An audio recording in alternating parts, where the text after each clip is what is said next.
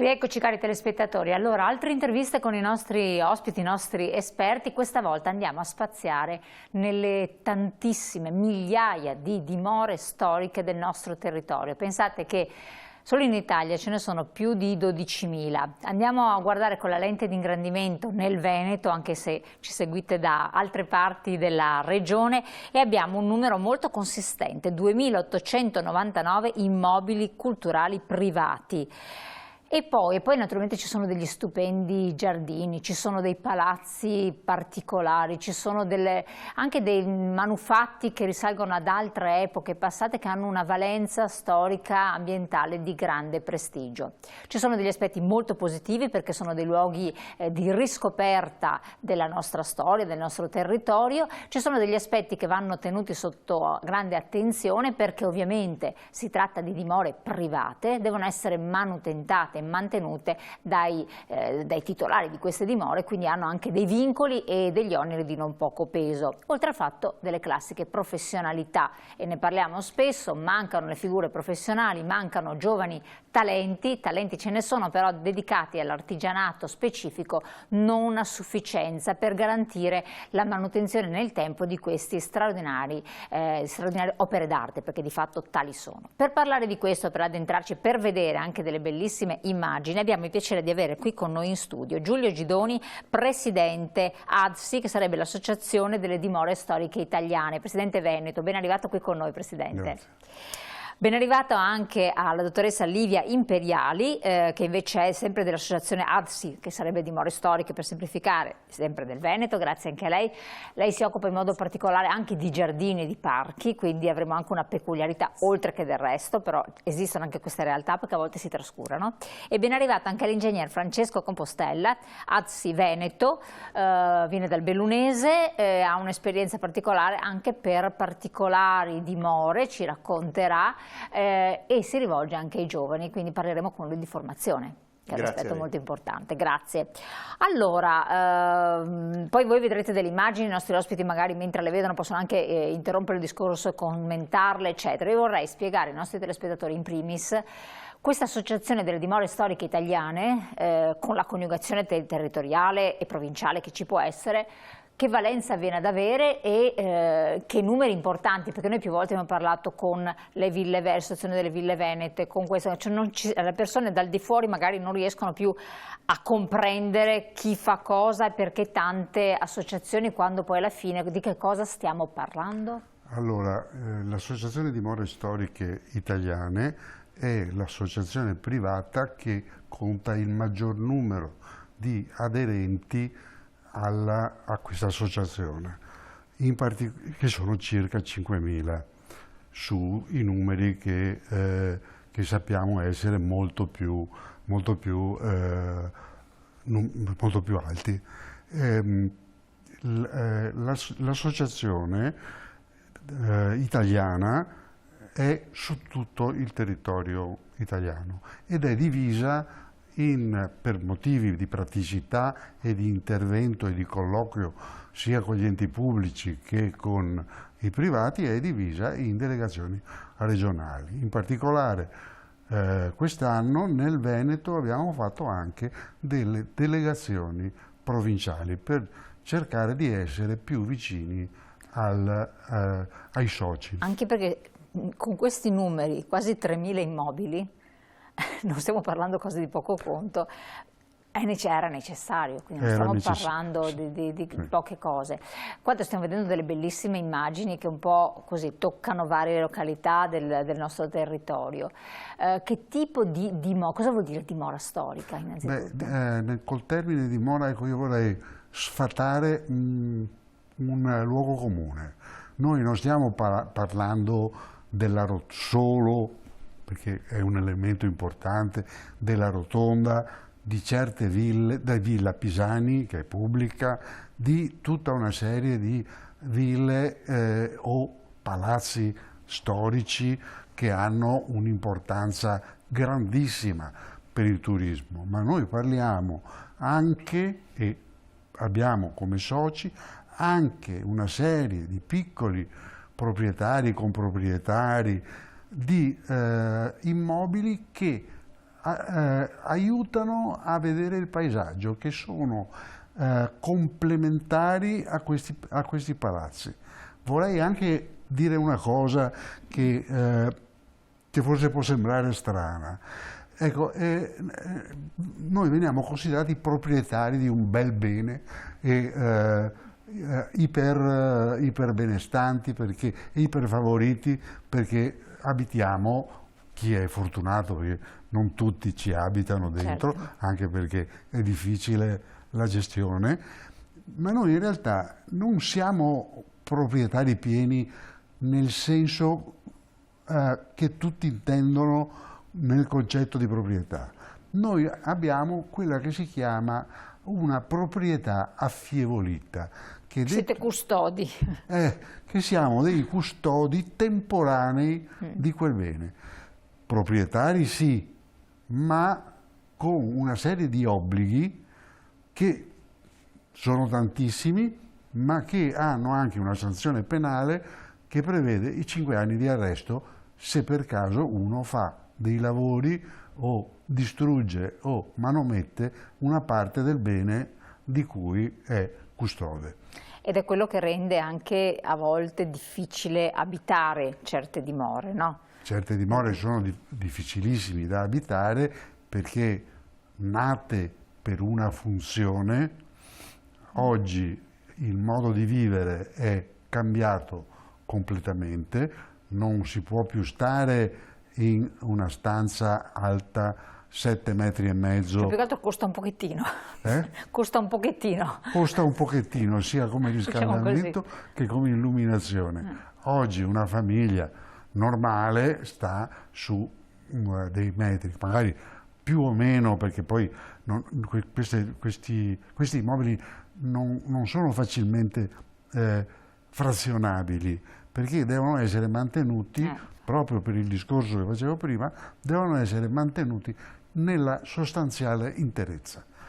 Devo dire che le soprintendenze che sono il baluardo contro gli interventi speculativi che ci sono sicuramente in queste dimore storiche, anche nelle case, sono però degli elementi che dialogano con i proprietari, con proprietari affievoliti di questi beni, dialogano, aiutano e indirizzano e delle volte anche suggeriscono come valorizzare questi beni, perché dalla valorizzazione, qui mi richiamo alla Costituzione e alle competenze della Regione, la valorizzazione è importantissima.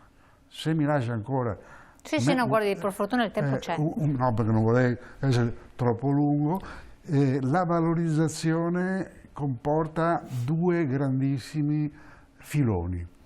Il filone della manutenzione di questi beni, che significa che bisogna rivolgersi a manodopera generalmente artigianale, molto molto specializzata. E dopo lì apriremo un capitolo perché è necessario, visto che poi lei è ingegnere tra l'altro, sì, quindi ecco, tra virgolette ci siamo. E poi c'è un discorso economico. Queste dimore sono oggetto di visita e anche all'interno di queste, non di tutte ovviamente perché ce ne sono alcune che si prestano, alcune che non si prestano, vengono organizzati degli eventi. Ma questo su scelta deliberata da parte del proprietario? Su scelta deliberata del proprietario affievolito, certo, ovviamente. Che in modo che può mettere a reddito in qualche modo. Che può mettere un po' a reddito quello che incassa, ma in base a dei dati che sono stati rilevati, il dato oggettivo che oggi noi abbiamo riguarda il 2019, perché il 2020... Quindi pre-Covid, diciamo. Ecco, il pre-Covid. Abbiamo praticamente un rapporto di ricaduta sul territorio in alcune zone di 1 a 8, cioè per 1 milione speso in questo bene culturale, 8 restano al territorio. quindi un agli alberghi, alle arricchimento. pizzerie, ai negozi, a tutto quanto. Il dato medio nazionale è 1 a 6, che comunque è piuttosto interessante. Le zone più disagiate hanno invece un rapporto 1 a 3, che non è da buttare via lo stesso. Perché... Ecco, perché poi bisogna precisare anche una cosa: per visitare una dimora storica bisogna innanzitutto conoscere e sapere che c'è. Sì. E non è una cosa da tutti. Capirla, avere la capacità di capire cosa si sta visitando, quindi un livello socioculturale di un certo tipo, o se non altro si è già stati stimolati al riguardo. E quindi già stiamo parlando di persone che hanno un certo modo anche di intendere la visita e quello che ne consegue, hanno la possibilità anche in linea di massima, fino a un certo punto della nostra storia pre-Covid, quindi fino al periodo pre-Covid, di consumare anche beni e servizi che il territorio offre. Adesso abbiamo tante di quelle osservazioni da parte di famiglie che sarebbero interessate, però dicono con 2 o 3 figli andare a fare una visita vogliono quasi precludere queste opportunità, perché ovviamente...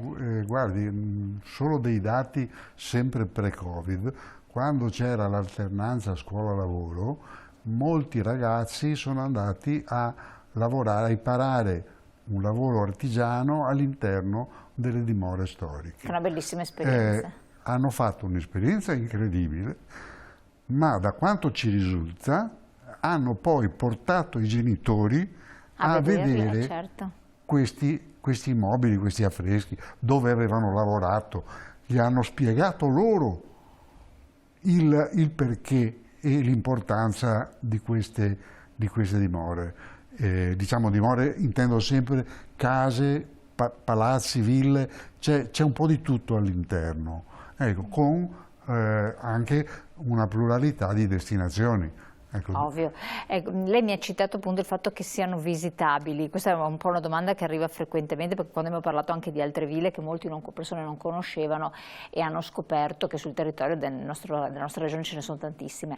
Ma sono visitabili tutte, perché aderendo a questa associazione in qualche modo ti rendi disponibile a un certo tipo di approccio, oppure una persona deve chiamare, sapere, cioè perché lì c'è un quiz, a parte c'è stata l'occasione del 21 maggio che avevate fatto questa iniziativa di Open Day di molte dimore storiche, per cui è stata una bellissima iniziativa, però normalmente come funziona? Funziona che ce ne sono tantissime aperte al pubblico, magari non nella loro interezza, ma nelle parti più significative. Moltissimi hanno, come dire, il famoso piano nobile, che sappiamo tutti che cos'è, e i giardini che sono aperti al pubblico. In alcuni si paga un biglietto che generalmente è irrisorio, perché va dai 5 agli 8 euro, quindi anche una famiglia può. Quindi bisogna chiamare e informarsi quali sono le dimore. E informarsi. L'unica pecca che esiste nel settore, diciamo nel settore pubblico, ma forse siamo responsabili anche noi del privato, è che non c'è un sito dove si possa accedere. Infatti io lo stavo per chiedere, ma e vedere questa cosa. Mi ha già risposto prima ancora di fare la domanda. Mi dispiace averla anticipata, ma tra l'altro anche il sito della Regione, che potrebbe essere fatto in maniera tale per cui uno cliccando si fa tutto, si prende la bicicletta elettrica, certo, nella zona fa e tutto quello. va a vedersi il Colline del Prosecco, può dormire, ci sono un sacco di agriturismi, per cui può dormire in questi posti. Colline del Prosecco, patrimonio dell'umanità, e di conseguenza vuol dire poi l'indotto, perché tutto ciò provoca l'indotto, oltre alla vendita dei prodotti fatti da coloro che ci hanno. Quindi voi dovreste a questo punto farvi un sito internet. Il problema è che bisogna vedere i famosi utilizzatori dei siti che cosa cercano. Credo che siano skate holder in inglese, cioè l'utilizzatore. Ho fatto la battuta perché ho detto se no altrimenti non si riescono a trovare. L'utilizzatore cerca Regione Veneto o cerca dimore storiche? Questo noi non lo sappiamo. Le dimore storiche nel Veneto, quando è in Veneto. Perché in Francia, per esempio, esistono dei siti che si chiamano Hotel du Charme. Certo, alcune sono io l'ho fatto il giro, alcuni sono proprio delle case fatiscenti, però hanno nella loro fatiscenza, con il parchetto che traballa, la doccia che non si riesce a fare, hanno un fascino indescrivibile. Esatto, come i palazzi dei Maharaja in India, no? Che è la stessa cosa, quindi non se le va a cercare. Esatto. Le volevo chiedere questo, sono tutte censite, qui stiamo parlando di numeri importanti, 12.000 dimore, e in più c'è stata anche una donazione significativa di 1 milione di euro per ADSI, che si inserisce in un piano molto più ampio a livello nazionale. Sì. Quindi vuol dire che chiunque sia proprietario, custode di questo bene, che può essere appunto anche un giardino, un parco, un palazzo, lei in fattispecie ha palazzi particolari, insomma, che di sua proprietà nella zona del Veneziano e limitrofi isole, deve iscriversi, quindi sono censiti, o potrebbero essere numeri molto superiori? Cioè possiamo addirittura dire che magari ce n'è il doppio, però non c'è convenienza a palesarsi? Allora ci sono stati 2 bandi, un bando che era rivolto ai giardini e alla generalità di coloro, quindi indipendentemente dall'iscrizione all'associazione. Un bando che è quello di cui lei faceva cenno adesso, che è destinato proprio ai soci dell'associazione, per migliorare, come contributo di miglioramento delle strutture di ospitalità che ci sono all'interno. Perché hanno anche una certa, sono un po' datate. Sì, perché tenga presente che insomma non stiamo parlando di case nuove, ecco, stiamo parlando di case che è anche difficile riscaldare, mettere in ordine. Ma almeno riuscite, rientrando nelle dimore storiche, in qualche modo siete esentati dagli adeguamenti normativi energetici che manda l'Europa, no? Beh, in qualche modo. In realtà, da quello che si capisce, no. Tant'è che abbiamo fatto un convegno a Venezia, proprio in un palazzo sul Palazzo Pisani Moretta, che è una chicca, certo, perché è tenuto magnificamente bene.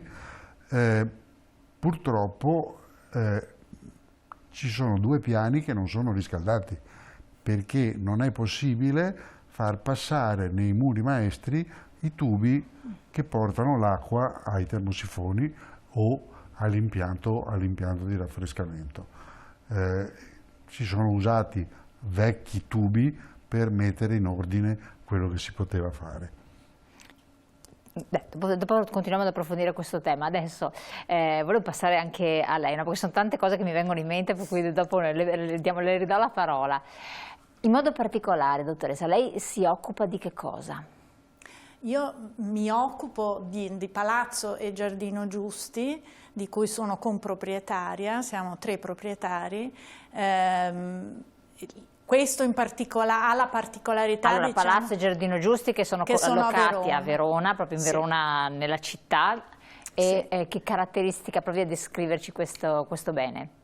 Allora, direi che la particolarità più importante, diciamo, è che è di proprietà della stessa famiglia dalla fine del 1200, perché i Giusti erano di Prato, erano dei commercianti di lane e tessuti, commercianti e tintori, ed erano dei ghibellini fuggiaschi, quindi scapparono da Prato all'epoca di Dante, con Dante, perché anche Dante si fermò a Verona per un certo periodo.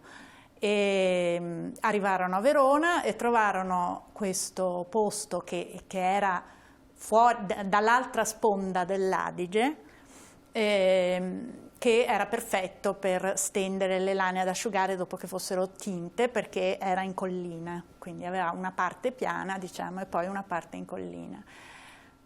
Hanno guadagnato e fatto i soldi con questo lavoro, A un certo punto, alla fine del Cinquecento, quando ormai avevano smesso di fare quel lavoro, avevano comprato terreni, si occupavano più che altro di campagne, eccetera, alla fine del Cinquecento c'era questo Agostino Giusti, che era un gentiluomo della corte dei Medici a Firenze.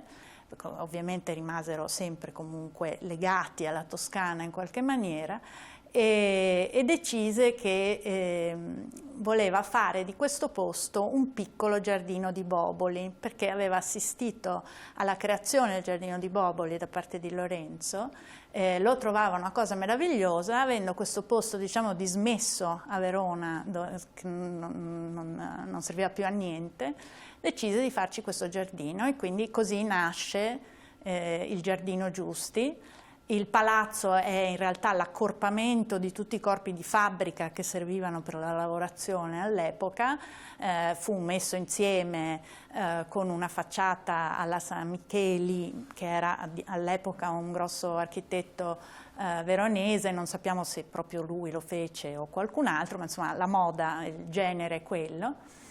Ma la cosa importante era il giardino, e come il giardino di Boboli l'idea era di tenerlo aperto al pubblico. Ora ovviamente alla fine del Cinquecento il pubblico era diverso dal pubblico di adesso, cioè chiaramente non c'era il turismo, certo. Cioè chi viaggiava era per forza o lo scrittore Goethe o il musicista Mozart o i regnanti, comunque ovviamente sempre un certo tipo di persone, però il giardino è stato creato per accogliere queste personalità. Allora io lo interrompo un attimo, ci descriverà bene adesso il giardino e anche la storia, perché è avvincente, quindi vi lasciamo in suspense. Abbiamo la pubblicità che incombe, quindi pochissimo intervallo di qualche secondo per la pubblicità. La dottoressa poi riprende il filo del discorso, che così dovete seguirci assolutamente, e riprendiamo con i nostri giardini.